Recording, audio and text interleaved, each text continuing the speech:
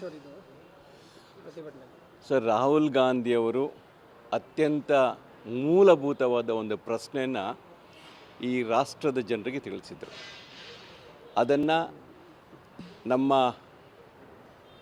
ಏನು ಸಂವಿಧಾನಿಕವಾಗಿರುವಂಥ ಚುನಾವಣೆಯ ಆಯೋಗ ಇದೆ ಅದಕ್ಕೂ ಮಾನ್ಯ ಪ್ರಧಾನಮಂತ್ರಿಗಳಿಗೂ ಪ್ರಶ್ನೆಗಳನ್ನು ಕೇಳಿದ್ರು.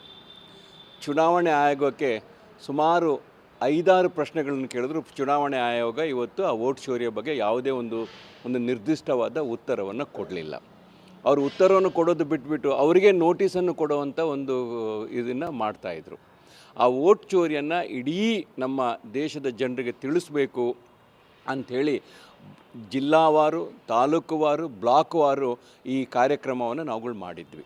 ಇದನ್ನು ರಾಷ್ಟ್ರ ಮಟ್ಟದಲ್ಲಿ ಗಮನ ಸೆಳೆಯಲಿಕ್ಕೋಸ್ಕರ ನಾಳೆ ಅತ್ಯಂತ ಬೃಹತ್ ಸುಮಾರು 4-5 ಲಕ್ಷ ಜನನ್ನು ಸೇರಿ ಒಂದು ಪ್ರತಿಭಟನೆಯ ರ್ಯಾಲಿಯನ್ನು ಮಾಡ್ತಾಯಿದ್ದೀವಿ ಸರ್. ಅದಕ್ಕೆ ಕರ್ನಾಟಕದಿಂದ ನಮ್ಮ ರಾಜ್ಯದ ಅಧ್ಯಕ್ಷರಾದ ಡಿ ಕೆ ಶಿವಕುಮಾರ್ ಅವರ ನೇತೃತ್ವದಲ್ಲಿ ನಾವೆಲ್ಲರೂ ಈಗ ಒಂದು 3-4 ದಿವಸ ಮುಂಚೆನೇ ಇಲ್ಲಿ ಬರುವಂಥ ಎಲ್ಲ ನಮ್ಮ ರಾಜ್ಯದ ಪ್ರತಿನಿಧಿಗಳಿಗೆ ಮತ್ತು ಕಾರ್ಯಕರ್ತರಿಗೆ ಬೇಕಾದ ವ್ಯವಸ್ಥೆಗಳನ್ನು ಮಾಡಲಿಕ್ಕೆ ನಾವು ಬಂದಿದ್ದೀವಿ ಸರ್.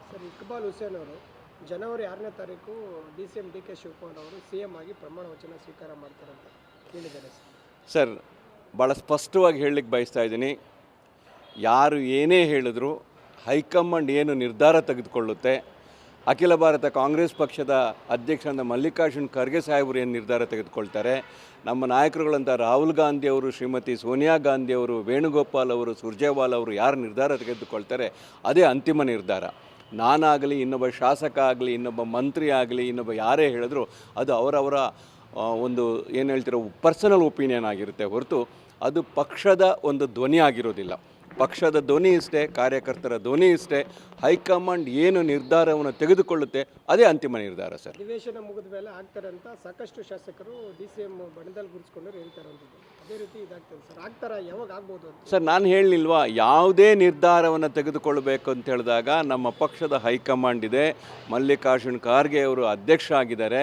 ಅವರು ಕರ್ನಾಟಕ ರಾಜ್ಯದ ಇಂಚು ಒಬ್ಬೊಬ್ಬ ಕಾರ್ಯಕರ್ತನ ಚುನಾಯಿತ ಪ್ರತಿನಿಧಿಗಳ ಎಲ್ಲರ ಪರಿಚಯ ಅಂತ ಇರುವವರು ಅವರು ಮತ್ತು ನಮ್ಮ ಹೈಕಮಾಂಡಲ್ಲಿ ಯಾರೆಲ್ಲ ನಾವು ಹೈಕಮಾಂಡ್ ಅಂತ ಕರಿತಾ ಇದ್ದೀವೋ ಅವರೆಲ್ಲ, ಯಾಕೆಂತ ಹೇಳಿದ್ರೆ ನಮ್ಮ ಹೈಕಮಾಂಡ್ ಅಂತ ಹೇಳಿದ್ರೆ ಒಂದು ಪ್ರಜಾಪ್ರಭುತ್ವದ ನೆಲೆಯಲ್ಲಿದೆ ಹೊರತು ಯಾರೋ ಇಬ್ಬರು ಕೂತ್ಕೊಂಡು ಅದನ್ನು ಡಿಸೈಡ್ ಮಾಡೋದಿಲ್ಲ, ನಿರ್ಧಾರವನ್ನು ಮಾಡೋದಿಲ್ಲ. ಹೈಕಮಾಂಡ್ ಅಂತ ಹೇಳಿದ್ರೆ ಒಂದು ಗ್ರೂಪ್ ಆಫ್ ದ ಪೀಪಲ್. ಅವ್ರನ್ನೆಲ್ಲ ನಮ್ಮ ನಾಯಕರುಗಳ ಜೊತೆ ಮಾತಾಡಿ ಅವರ ಅಂತಿಮ ನಿರ್ಧಾರ ತೆಗೆದುಕೊಳ್ಬೋದು ಸರ್. ಅವ್ರು ಏನು ತೆಗೆದುಕೊಳ್ತಾರೆ ಅದೇ. ಇವತ್ತು ನಾಳೆ ಚರ್ಚೆ ಆಗುತ್ತೆ ಸರ್? ಸರ್, ನಾನು ಹೇಳಲಿಲ್ಲ ಅದ್ರ ಚರ್ಚೆ ಅಂತ ಹೇಳಿದ್ರೆ ಇವತ್ತು ಈಗ ನಮ್ಮ ರಾಜ್ಯದ ಬಹುತೇಕ ನಾಯಕರುಗಳು ಬಂದಿದ್ದಾರೆ, ಎಲ್ಲರೂ ಮಂತ್ರಿಗಳು ಬಂದಿದ್ದಾರೆ, ಹಿರಿಯ ನಾಯಕರುಗಳು ಬಂದಿದ್ದಾರೆ. ಬಂದಂಥ ಸಂದರ್ಭದಲ್ಲಿ ನಾವು ದೆಹಲಿಗೆ ಬಂದಂಥ ಸಂದರ್ಭದಲ್ಲಿ ನಮ್ಮ ನಾಯಕರುಗಳನ್ನು ನಾವು ಭೇಟಿ ಮಾಡ್ತೀವಿ. ಭೇಟಿ ಮಾಡಿದಾಗ ಅವ್ರ ಮಾತುಕತೆಗಳನ್ನು ಮಾಡ್ಬೋದು ಸರ್. ಅದನ್ನು ಥ್ಯಾಂಕ್ ಯು.